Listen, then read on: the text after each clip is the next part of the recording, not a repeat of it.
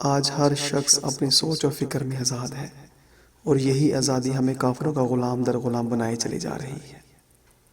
تعلیمات اسلامی ہمارے اندر سے بالکل نکل چکی ہیں، اور اس کی جگہ اللہ کریم کے دشمنوں کی سوچ اور فکر نے لے لی ہے، جو غلامی اغیار کے آگے ہمیں سجدہ ریز کیے جا رہی ہے۔ امت مسلمہ کو آج سنجیدگی سے اس معاملے میں غور کرنا ہوگا، اپنے اسلاف سے ناطہ استوار کر کے ان کی روش کو اپنانا ہوگا۔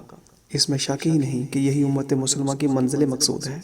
شریعت مطہرہ کے نفاذ کے بغیر کچھ بھی ممکن نہیں۔